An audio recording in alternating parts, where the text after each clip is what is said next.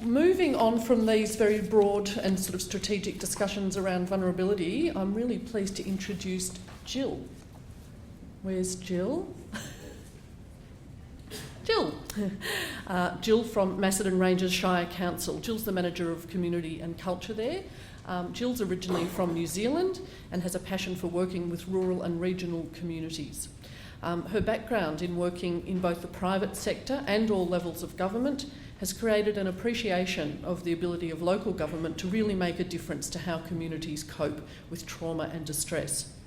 Her professional experience includes working in local and state government on a range of issues to do with individual and community psychosocial impacts, including emergency recovery, crime prevention, prevention of violence against women, social housing, drought response and migrant settlement. So Jill really has a very broad range of experience and brings a lot with her. With a postgraduate diploma in rural and regional planning, Jill's former roles have included journalism, wool classing and managing a telecentre in Western Australia. So some additional skills there. Jill's here to talk about a project that she's undertaking to reduce violence toward women and children in the context of emergencies, and I think this is really interesting work, particularly in light of the work that Women's Health Goulburn North East has done on the experiences of women post the 2009 bushfires and also men post the 2009 bushfires. So welcome, Jill. Thanks for that. Now, I think everyone's been sitting down for so long that it would really be valuable, because I can see a few people zooming in and out, to maybe stand and stretch for 10 seconds or so before I start. And you might want to take advantage of Colin's very kind invitation to come and take a gum leaf that you can carry with you for the rest of the day.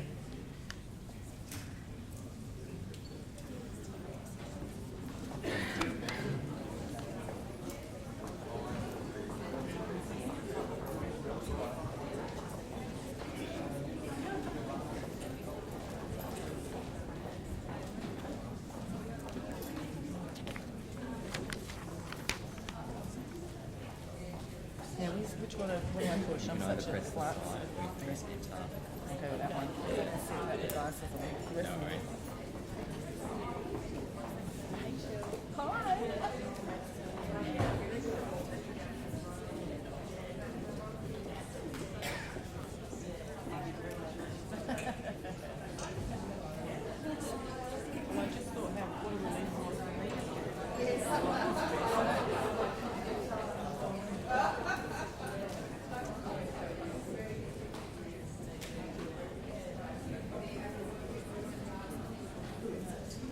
Okay, hopefully everyone's stretched their limbs and got a gum leaf if they were going to come and get one. All right, so I invite everyone to take their seats again. I'm here today to talk to you about the journey that we've taken in Macedon Ranges to develop an action plan to prevent violence against women in emergencies. It's a really interesting journey, and the amount of interest that's been created by us doing this has been quite phenomenal, and it shouldn't be amazing to me, but it is. And I think it's because it's a really interesting intersection between emergency management, which a lot of us are familiar with, and violence against women, which is emerging as a really pertinent issue at the moment, being addressed at all levels of government and across the community. I guess the first thing to say is that Macedon Ranges, being a fairly high-risk municipality, has been doing a lot in emergency management over many years, and it's an area that we're pretty comfortable with, and always trying to push the boundaries in terms of improvement and looking at areas that we can address. The other area that more recently we've become involved with is we were part of a cluster project with two other councils, so City of Greater Bendigo and Mount Alexander, to look at prevention of violence against women in our community. And this was a 3-year initiative, and it was pretty out there to do this kind of thing in a bunch of rural councils. And it probably took us the whole 3 years to develop the kind of momentum that allowed us to step into this space. And of course, as soon as we did develop that momentum, the funding finished. But it's really equipped us all with I guess a different kind of lens to look at all the types of work that we do at council. And emergency management is one that had popped up for us. So, we started thinking about those two issues together. So the project goal of the prevention of violence against women project was about looking at changing the way that we do our culture, you know, the way that we work with one another, the way that we do our community activities, and looking at things like equal relationships and non-violent norms between men and women. So it was a very kind of broad brush approach, and it looked at a range of platforms. So we looked at things like schools, sporting clubs, workplaces, as well as individuals. Some of the project outcomes that we managed to achieve in that 3 years, and it felt like a really hard slog at the time, but when I look back over this list, it's pretty amazing what we actually managed to achieve. So, you know, we've got things now in our EBA, which is supporting women who might be experiencing violence. We've done ranges of training across the staff to look at, oh, my mic just went off, oh no, there it is, to look at how we can support them to do their job better and make sure that the people they serve are supported. We've now got a statement of commitment to prevention of violence against women, so the council has its own statement. Plus we do now annual activities around White Ribbon Day. We support a project in Bendigo which is about training women who have experienced violence to be able to speak knowledgeably and confidently to the media about their experience. And at the moment we're developing a couple of projects around the elephant in the room, which is actually an elephant that we take into rooms. And so that's the issue, the big, you know, unexplored issue that we want community to talk about. So what I'm going to talk to you now about is how these two things intersect and how, I guess, our understanding has evolved around how we want to tackle this. So there's some really key evidence that's emerging out of research that's been done, and the Women's Health Goulburn North East has been really key in some of this research. But there's some really important things emerging around the increased rates of violence that occur during and after emergencies, that men are more likely to die in fire and flood, and some of that's to do with that sort of hero complex that we assign to men during fires and other emergencies. Men strongly influence the decision to stay and fight, and sometimes that has fatal consequences. Men often have more knowledge of formal emergency management procedures than women, and that also can have pretty fatal consequences. There's generally an increased burden of caregiving and nurturing and support required, and often women are the ones who bear that burden disproportionately. And the other thing that I'd mention that I haven't got on that list is the fact that during and after emergencies, society tends to excuse men's violence against women, and they put it down to things like stress and trauma and frustration. And that's a really interesting experience, and is common across most emergencies, and something that we really want to tackle as well. So what I'm going to do now is just run you through a bit of a timeline which kind of tracks our understanding and how we've evolved our thinking around this plan. So the first piece of research that we came across was a US study that talked about the fourfold increase in intimate partner violence that followed Hurricane Katrina, which is phenomenal, really. Like, why? That was the question we were asking. And a lot of that was about the first-time occurrence of violence against women. So, you know, what triggered that? And also, New Zealand police reported 53% increase in call-outs to family violence after the earthquake in Christchurch.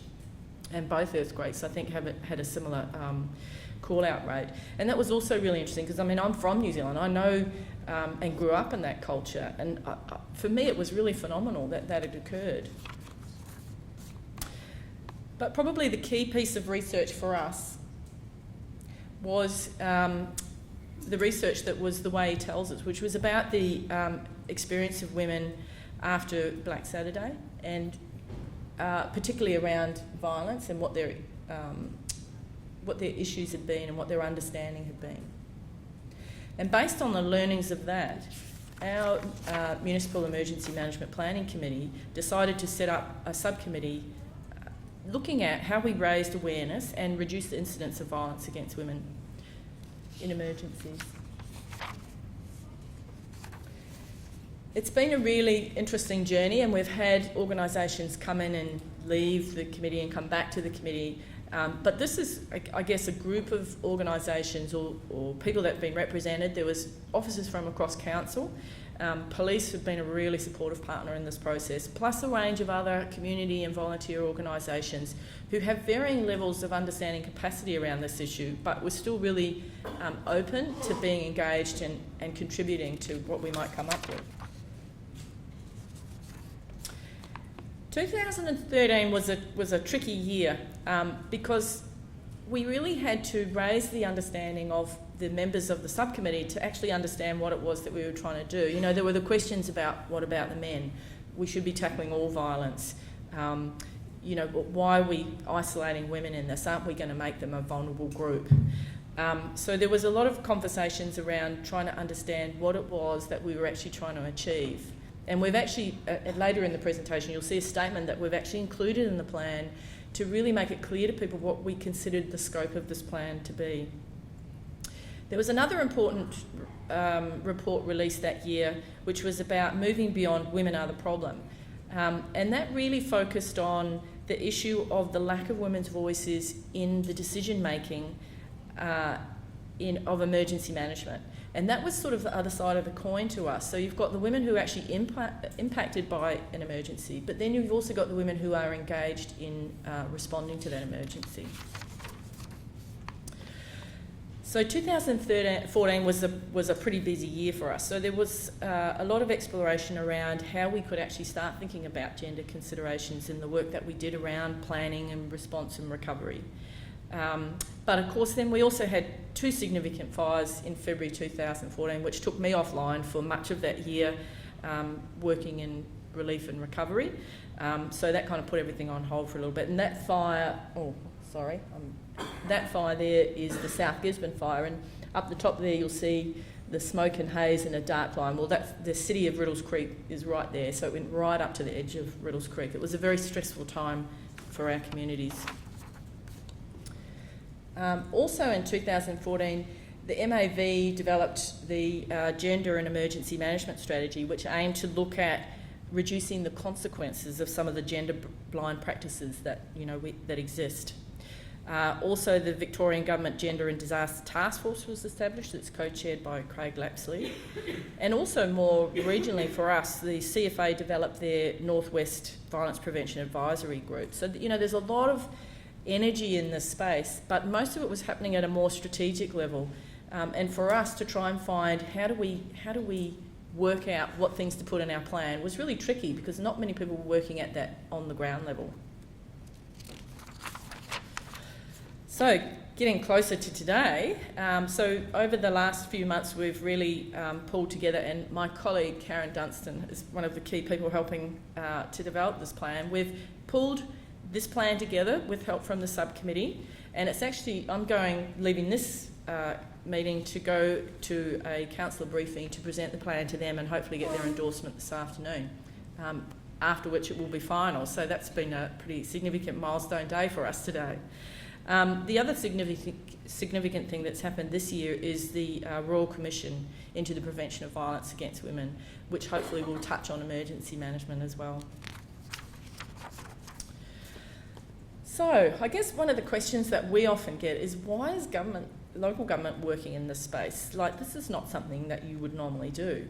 But in Macedon Ranges, we consider this is very much our business, and it's because local government has a real role in supporting environments and creating environments that mean that everyone in the community has a fair go, no matter what their vulnerability, no matter what their age, mobility, all of those issues are things that we need to take into consideration when we're looking at creating an inclusive community.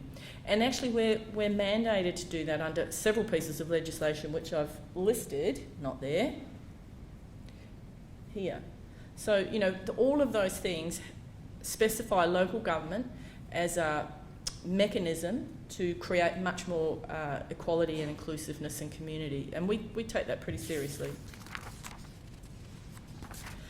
So I guess I now want to talk about the things that we've learnt along the way.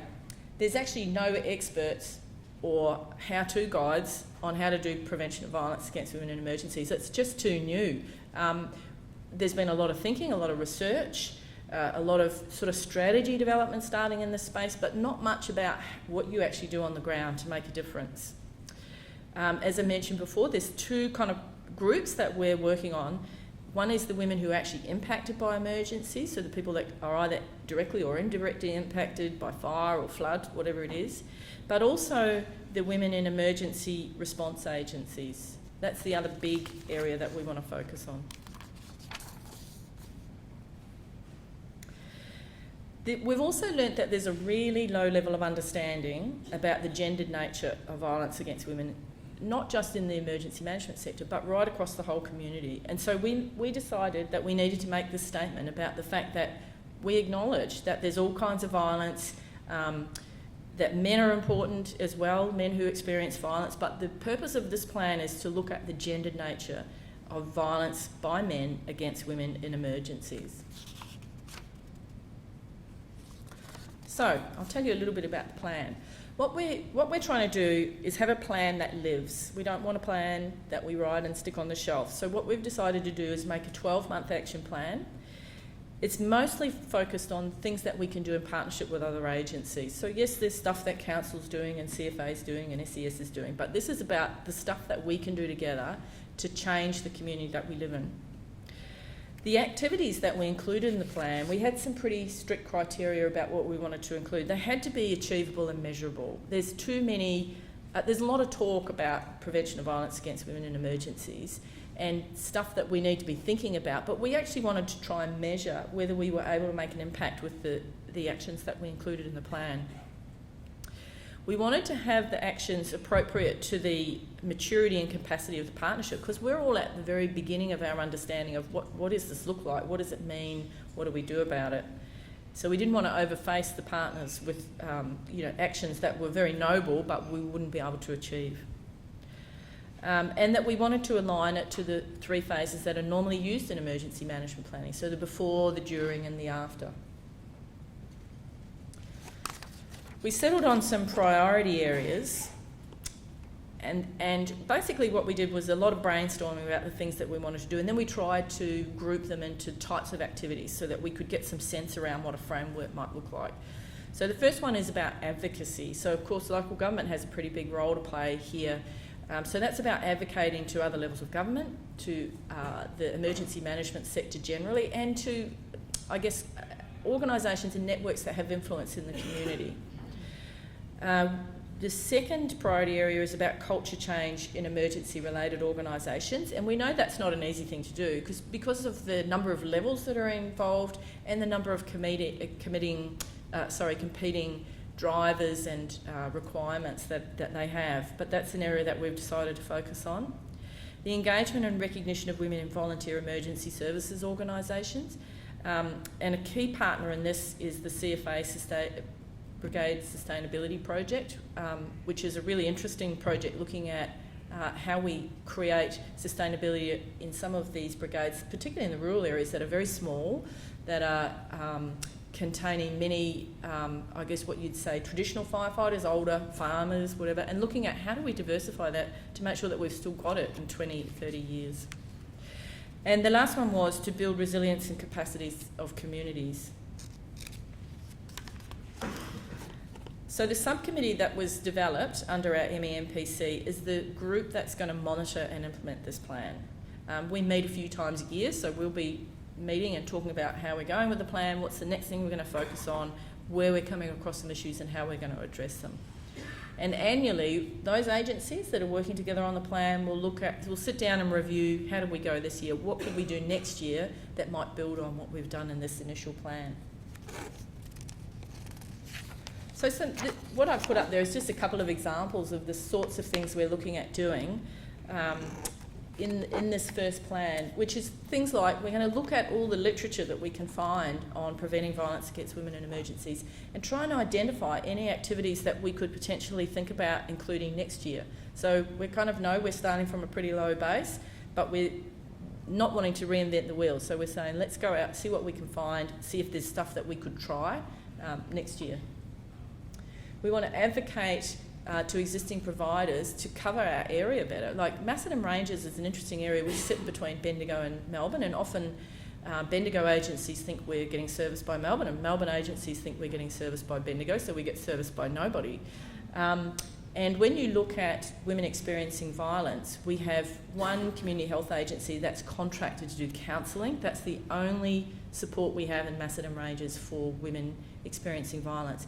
Women in crisis are expected to get to Bendigo, and we know that on the eastern side of the Shire particularly, we have high levels of transport disadvantage, low socioeconomic. It's just not a doable thing for them to get to Bendigo. So we have to look at better ways to make sure that women going through an emergency have a way to get support that doesn't require them to do something beyond their capability.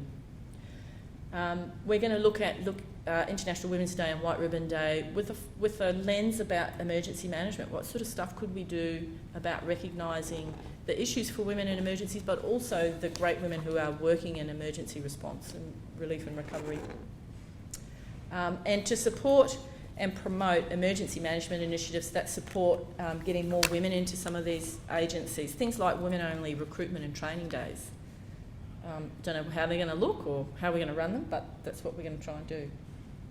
Some other examples include looking at the existing sub-plans we have. So our emergency relief centre plans, we're going to look at them with a gender lens and see, is there things that we could do in relief centres and the planning we do for relief centres that can ensure that women and children are kept safe? And things like, you know, we know that there are couples with IVOs there, so what arrangements would we have for a woman who has a restraining order, for example, out and a husband to come to the same centre? How do we manage that? So that's some of the stuff that we'll be thinking about.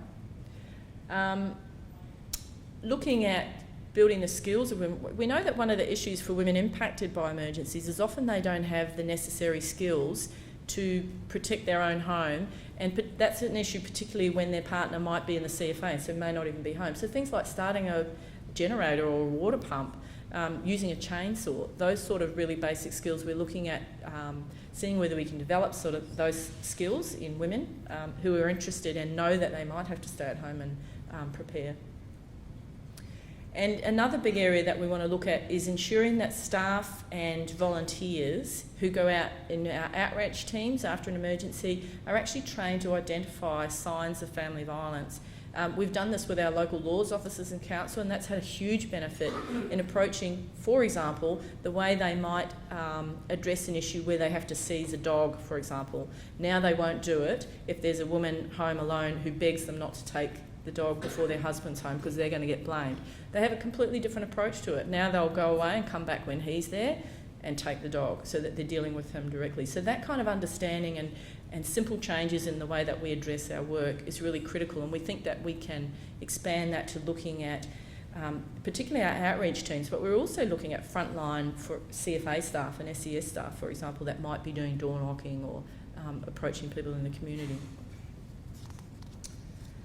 So that's pretty much it. So hopefully we will have the plan up on our council website in the next few days or weeks, and we would welcome any inquiries from people or any ideas about what we can put in the plan next time around. We'll be pretty busy over the next few months implementing what we've got, but yeah, really open to hearing from anyone who's interested.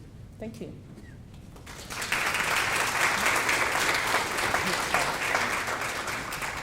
Thank you so much, Jill, and I think the level of detail and the level of work in addressing just that one vulnerability really indicates what a broad issue this is and how complex it is. Does anyone have any questions for Jill about the work she's doing in Macedon?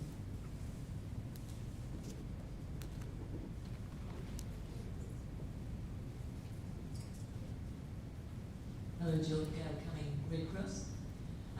Just one question. I'm just wondering what women in the community are providing some leadership in this project of yours, community members, just some recognising, I guess, the themes of community-led sort of resilience building and the fact that women usually need recovery following emergencies. So I can't help feeling that it's a bit sort of we'll look after the victims and these poor souls and not really recognising the existing sort of networks and strengths and capacity that women in the Macedon Ranges, as they do everywhere, have, and what use you make of that existing capability.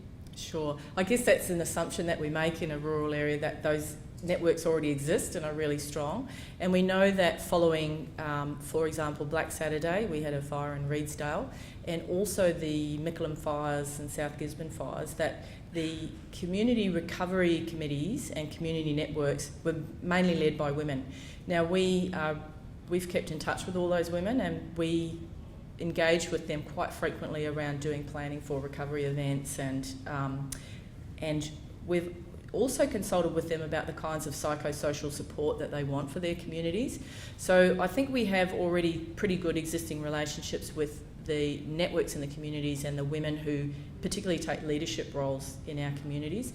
But certainly through these activities, a lot of them are also linked in with the CFA in some way and have been engaged in this project through I guess their links that already exist, but it's certainly something that we want to strengthen, and we'll look at creating opportunities for women to come and talk about this. One of the actions that we've got in the plan that I didn't put up there was about developing some kind of community forum to talk about this issue and the direction that we need to take as a community. We know that's a really complex thing to do, so this year it's just about doing the planning for that event, and it will be about engaging the women in the community to get their voice and planning skills engaged in how we run that kind of event.